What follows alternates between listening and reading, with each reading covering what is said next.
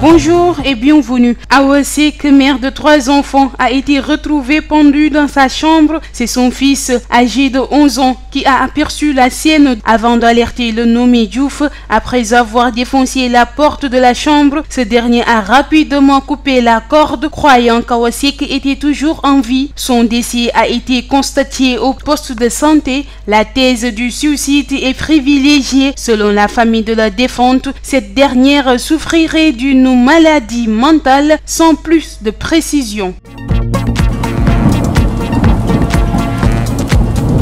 C'est au cours d'un match de football qu'un élève du nom de Khadim a eu une altercation avec son adversaire de jeu. Ils en sont venus aux mains et Khadim se serait emparé d'une brique qu'il a lancée à son antagoniste, lui causant de graves blessures. Transporté à l'hôpital, il succombe à ses blessures, provoquant une grande tristesse chez ses camarades de l'école. Récemment, toujours aux Parcelles Assainies, un élève avait poignardé un camarade à la sortie de l'école.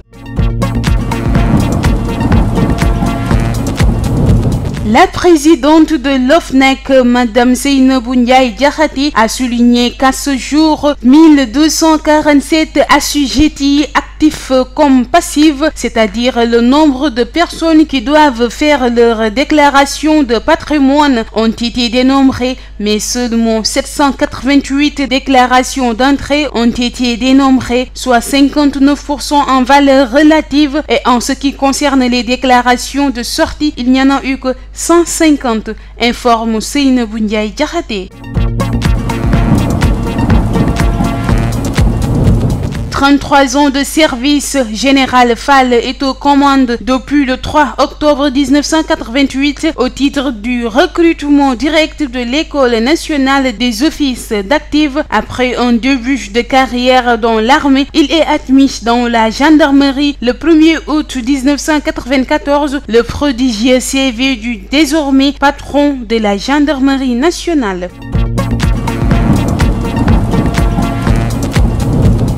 Les députés de l'opposition et des non-alignés jouent les prolongations de la plénière portant modification du code pénal et du code de procédure pénale. Au nombre de 15, ces parlementaires continuent de dénoncer ce qu'ils qualifient de propos discourtois et irrespectueux tenus à leurs écarts par le ministre de la Justice Malick Sall. Ces députés ont adressé une pétition au chef de l'État Macky Sall dans laquelle ils réclament la démission de Malick Sall de son poste de garde des Sceaux et ministre de la Justice.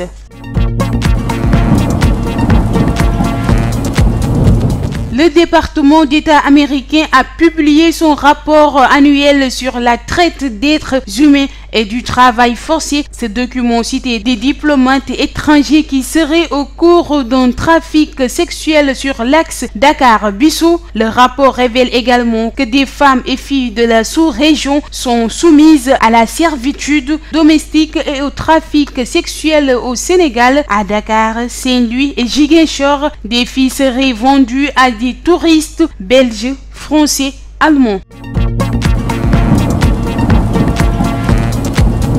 Place à l'actualité hors de chez nous. Rentré en Côte d'Ivoire le 17 juin, l'ancien président a choisi la RDC pour son premier déplacement à l'étranger. Laurent Gbagbo doit arriver à Kinshasa par un vol commercial pour un séjour privé de 6 jours et regagner Abidjan 10 ans après son arrestation et son incarcération à la prison de la Cour pénale internationale. L'ancien président effectue ainsi son premier voyage à l'étranger.